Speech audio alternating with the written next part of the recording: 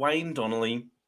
Welcome to another episode of State of Mind. And today we have the legendary Wayne Donnelly, hypnotherapist, everything mental well-being, mental health. He's just an absolute legend, and we thank him for coming on today. And thanks again for having to reschedule. We had a few technical issues last week.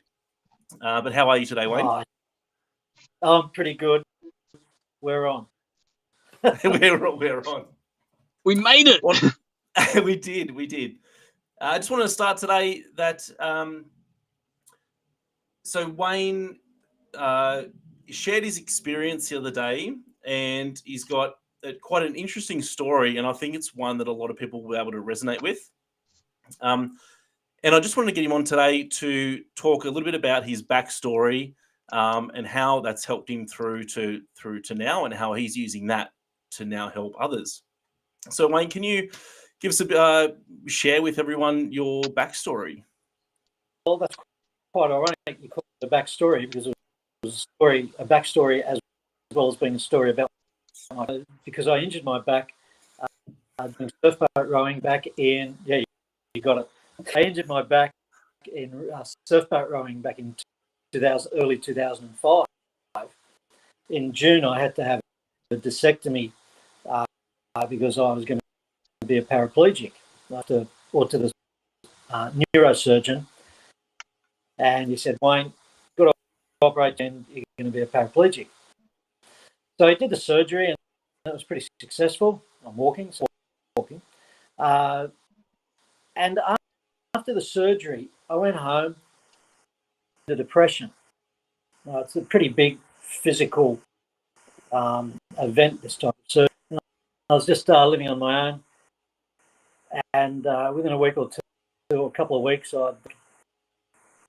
I just got into painkillers pretty heavily, and with six packs of woodies, like the bourbon and coke, which it's not very good.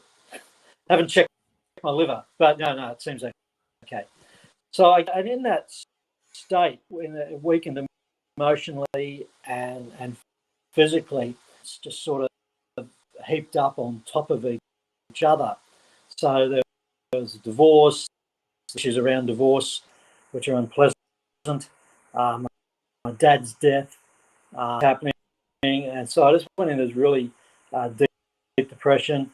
And then about 4 months later, on the October long weekend, actually, I found a box of opioids, took the whole box, just all in, and was high for a couple of days, and then just stayed at home for a week. Shut the doors, turned off the phone. No one knew where I was, and I just joined the skillion at Terrigal to jump off. And as I was standing on the edge, my phone rang. I was my best mate at the time, and I had to make a choice.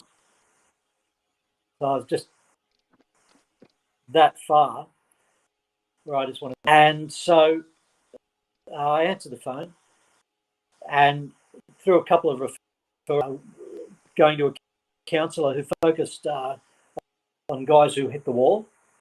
So when you haven't got anywhere to go except out, and hypnosis and neuro-linguistic programming on to around from my life to embracing life. So that was a pretty. And when I tell the story, it's just a story. I no longer identify as being the story, which is a big issue for many people. They grab that story, as I did when I was going through it.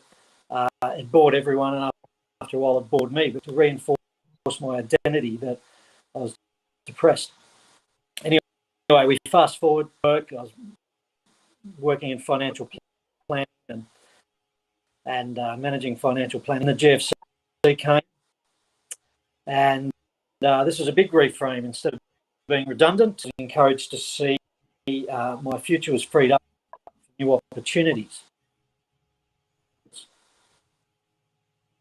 Makes a difference to your mind. Like when you're made redundant, 48. So I thought, I washed up. No one wants me. No one wants a plan. Blah, blah, blah, blah, blah, blah. And when I turned it around to say, well, my future is freedom, I started seeing doors of opportunity instead of obstruction in the path ahead. So I thought, what am I going to do? And I grabbed a life coach, and as we worked through things, those experiences I'd had, and through the coaching, I want to help people the way I'd been helped. So I did my studies in neuro-linguistic programming, and that's what I've been doing since those studies in 2000. That's a nutshell version in 5 minutes. So it's amazing just that moment in time to pick up the phone and you mate just timing it, because you hear these things about everything happens for a reason. Yeah. Like you know, I could have either been severely injured or dead doing that particular jump. So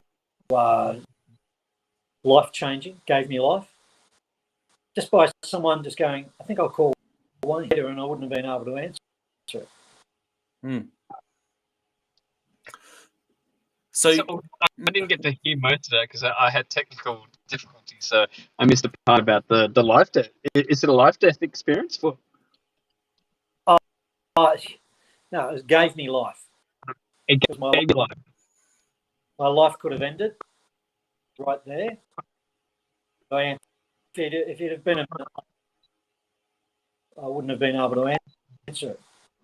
So we do the skillion, but there's one fence with cameras on it, and then you jump over that to the edge, and there's another fence, jump over that, and then the third jump is the last one. So not a good place to be, let me tell you. Yeah, it was pretty intense. It's not an easy one because then it's a spiral of many different things, and the things that happen inside of our minds. It's also the things, the self-talk that we've always talked about. It's from all the things that you say to yourself, and the way that you suppress a lot of the things that you talk about inside of your head, because you feel like you can't even talk to other people about it because it's not part of society. That it doesn't allow us, nor have we grown up in a point of time that allows us to openly talk about these things. And it wasn't such a thing. So how did you get around the societal expectations plus the prejudgments of the way that people are? Because everything that we are as human beings is based on prejudgment on experience, because we experience things and we judge based on making ourselves feel secure in whatever environment or space that we're currently in. How did you get around that?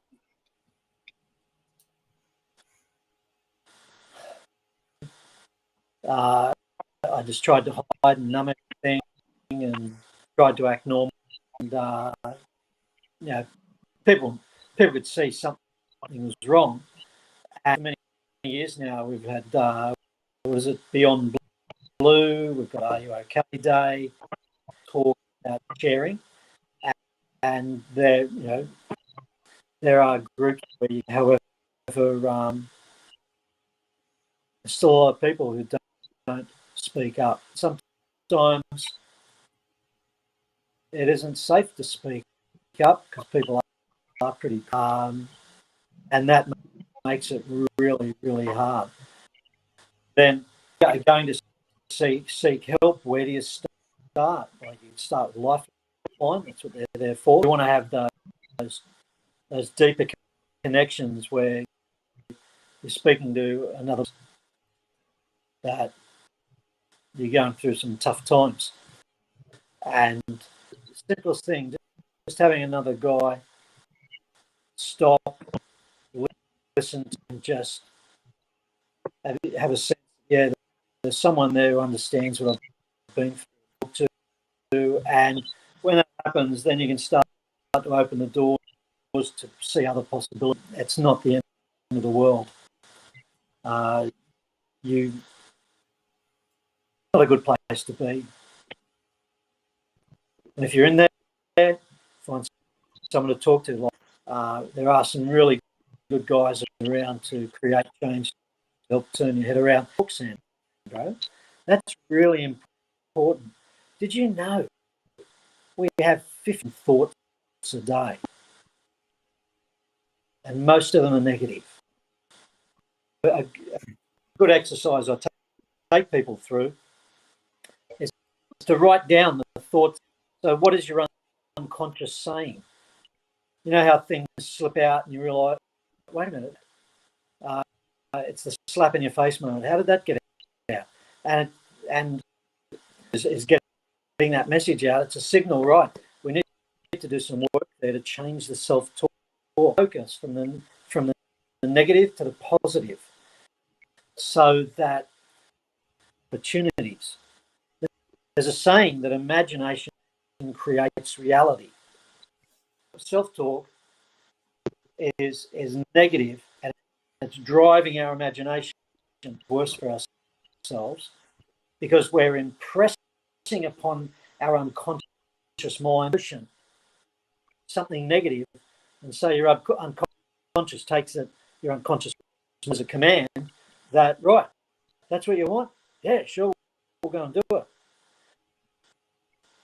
If we really use our imagination with a powerful emotion for something positive, things can happen. And it's out of the realm of the normal. Often the people say, look, I'm going to consciously take control of my unconscious mind and create it. And that's what makes the change in your life. I can see it. Well, I was saying before, I remember, so it was back in 2019 when I did a Facebook Live with you, Wayne. And just that, I'd never been hypnotized before, and we're on the live stream, and you had me hypnotized, and I still remember that. I remember that. I can hear every word you're saying. And you still do the chicken. Like every word you're saying. Well, this is the thing. I just thought all hypnotists turn people to chickens. Yeah, that's why I really wanted to go to find chicken sounds. What are you talking about? It's still there. You don't realise that. Oh, yeah. I'm not meant to tell him, right? I'm sorry, Wayne. You mean all these years I'm still walking, talking like a chicken? But that whole subconscious mind, and you can hear I can hear every word you're saying. And I remember having my eyes closed, and you're saying open your eyes, and I'm like, no. So no, I'm not going to open it. I'm not going to do it. They were stuck, and the combination was to take you into a relaxed place, and your focus and imagination for reality that your eyes were stuck in and you couldn't open them. And you transform life, where people focus on one. It's a bad thing, maybe it's a good thing, and use their imagination, and they can get stress, anxiety, and depression, or they blow it up, and they're so make the impossible happen.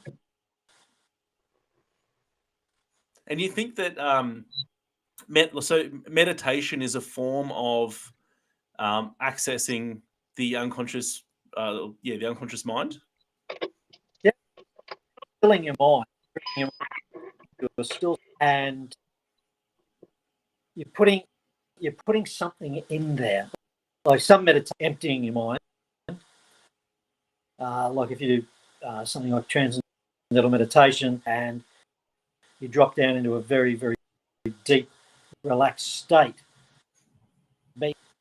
So with the hypnosis, dropping into a relaxed, conscious mind is out on a holiday, and the unconscious mind is open, so you can, which is why it works for changing bad habits like smoking,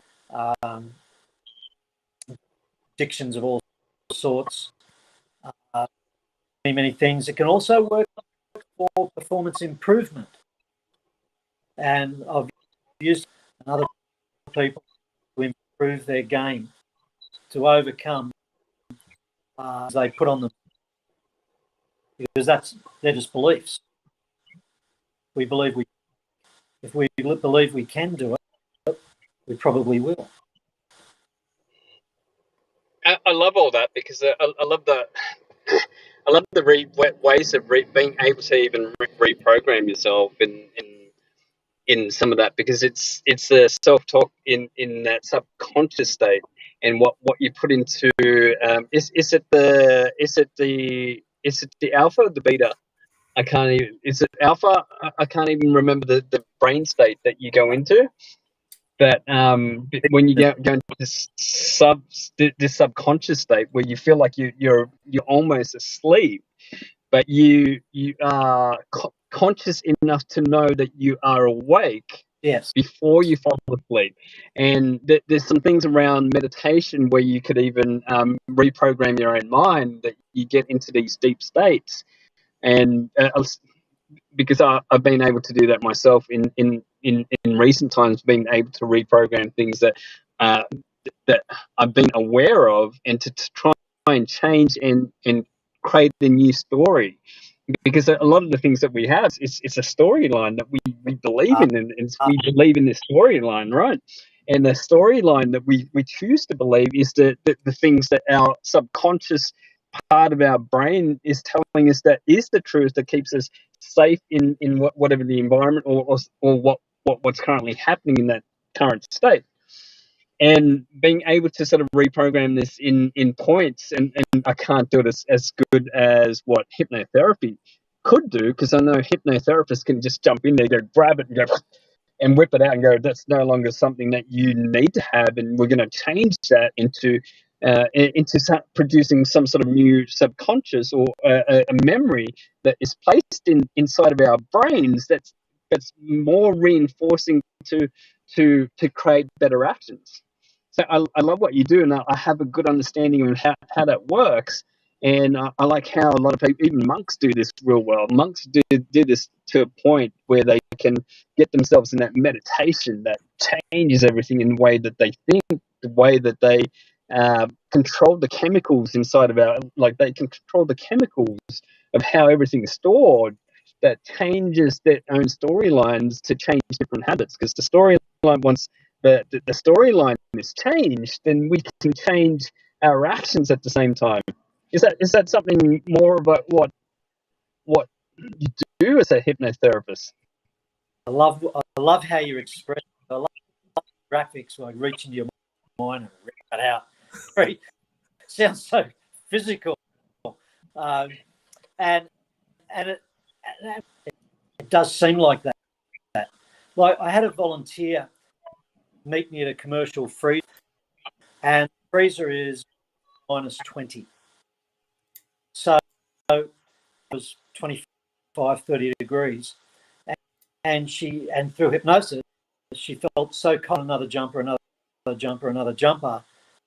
because she was so cold in 25 to 30. Then we go into the freezer, and I had her hypnotized to think it was, it's -20, and she's ripping all the jackets off.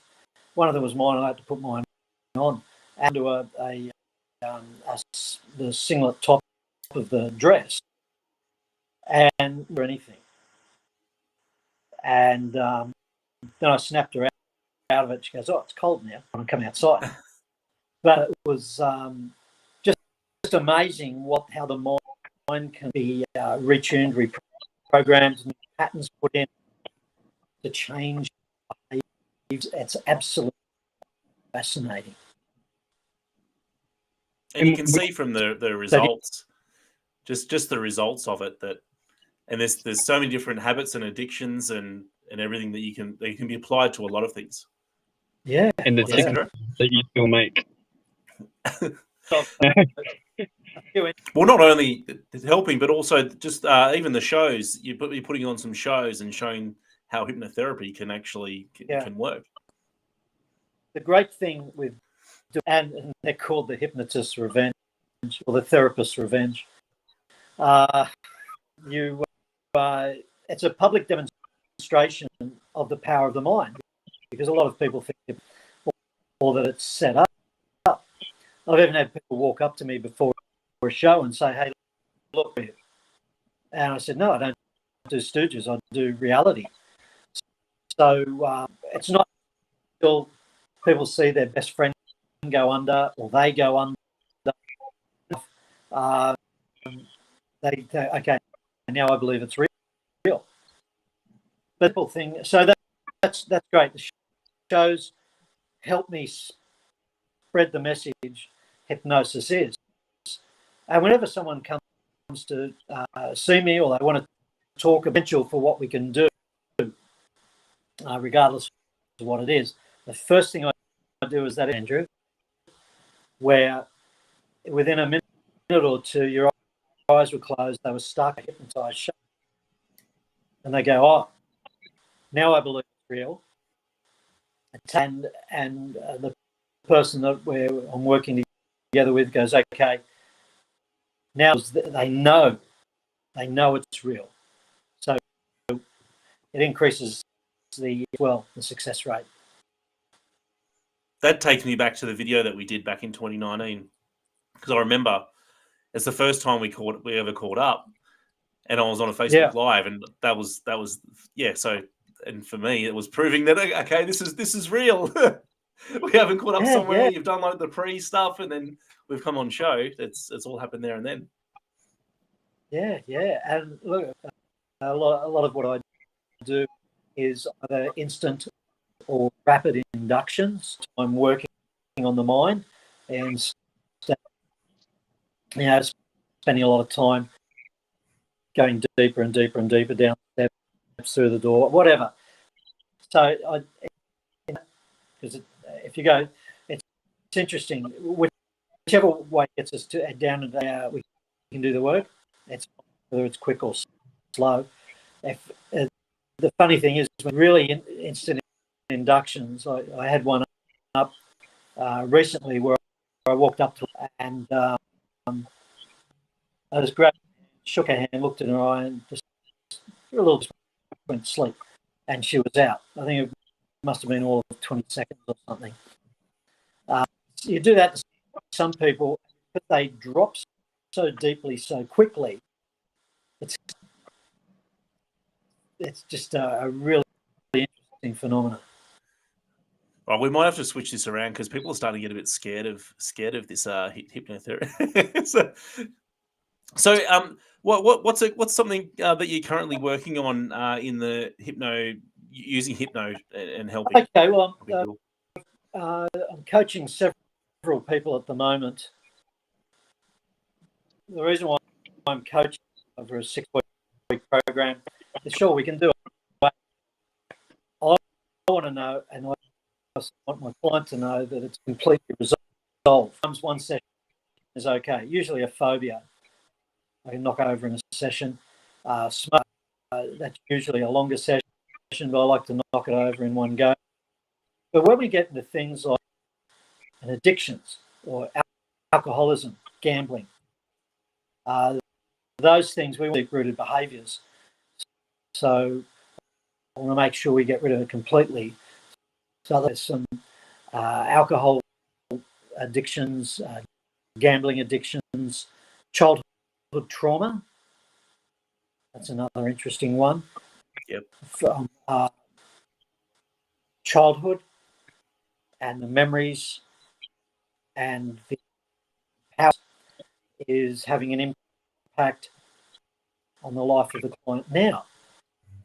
Years later, negative impact, self-image, and so we want to let's see.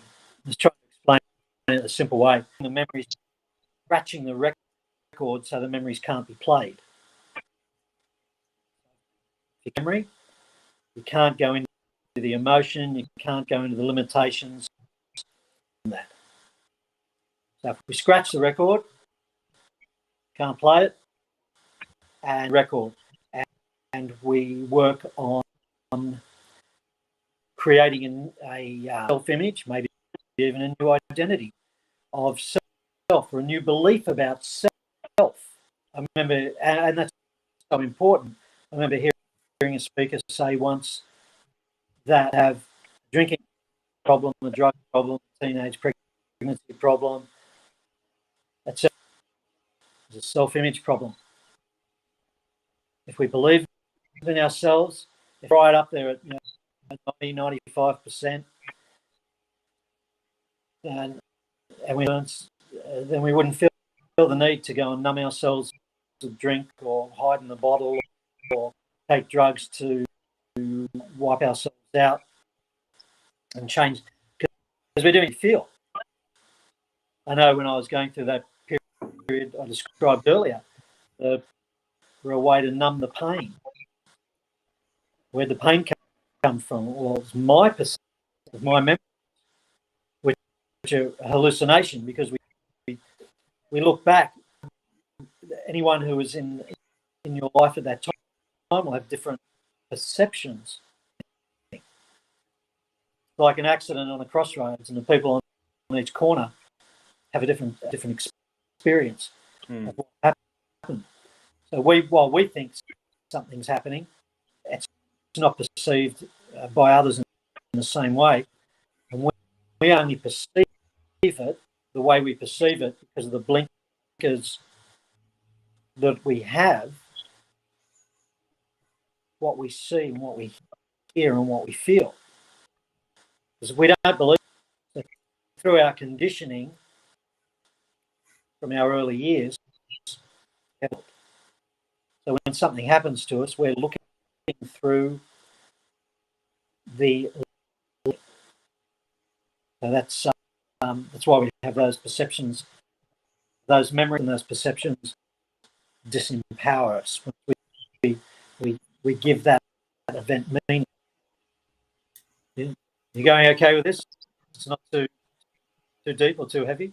No, I love the whole thing, because we're really unpacking a lot of the different things that can happen in the human psyche, right? We've got the part we even touched on traumas, childhood traumas, because a lot of the things that causes fears and anxieties and anything that's within us is based on what our parents did to us. But then there's also science around it now that a lot of traumas have also been passed on from DNA. So meaning. I'm going to go really deep now, because I like where this conversation's going.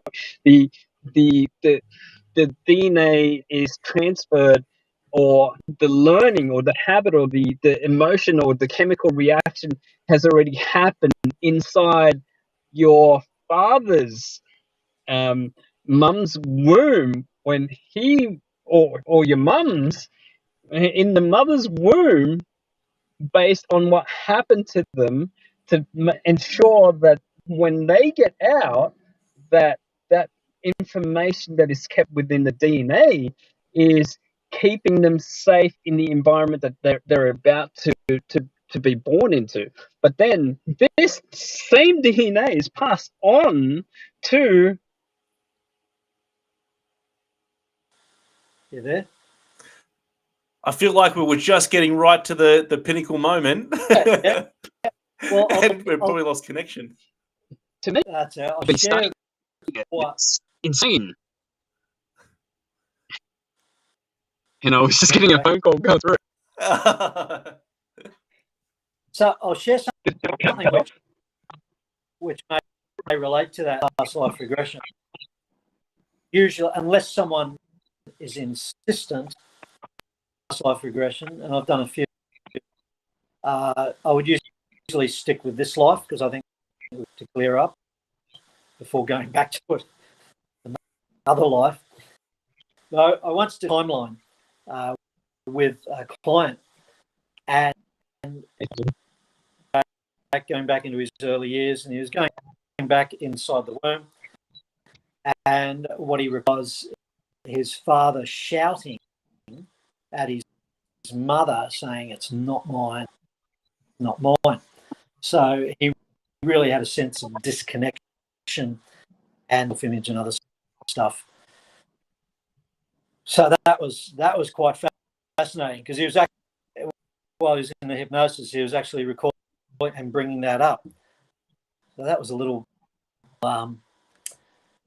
different, but fascinating. That his mind just remembers everything. So yeah, I'm sure you could go back further to resolve a previous life. But there's so much trauma already. Like, if you think, just want to be careful how I phrase it. There's some issues that present. There's a commonality of physical, emotional, and sexual abuse, and the emotions really play up. You see it quite often with being over quite often, because it's emotional, and the eating is often protection. So that layer of protection protects them from the world. I remember, one client I had, I was just taking age to the point where it tips over, and I was throwing everything at her to get the change. And I said, "Look, part of you that wants to be overweight." And she just sat up and said, "Oh, that's easy. If I can't be in a relationship, no one wants me. If I lose, I'll fall into a relationship and I'll have my heart broken." So to stay on the larger side. But talking stories when I've been working with clients on sexual abuse, and that's, that goes into that, finding that layer of, it's not all, it's just quite a few when it happens. There's so many things around it too, like your own self-worth and how you perceive your self-worth is compared to with the eating is similar to, and it comes very similar to all the different addictions, right? Because it's the smoothing effect, and people, and I know people who want to cut themselves just to feel like they're alive. It's still that they feel numb. They don't know how to really deal with it, and that's why I love unpacking all of this, because it's something that does happen today, and it hasn't changed for the last, I don't know, 6,000 years, or maybe even 200,000 years. I don't think we've ever changed in that way, because it's still a cycle, and we need to have these contrasts. We need the contrast in order to realize what's good and bad. But at the moment, we've gone to a point where everything is accelerated at such a point with social media and the way that people interact now, that information travels so quickly that the new norm that was yesterday could have disappeared or have restarted again. And it's just so quick today. That's for me. I know I could talk a lot. I was just going to say, Wayne, if anyone wants to find out more about how hypnotherapy can help them, how do they get in touch with you?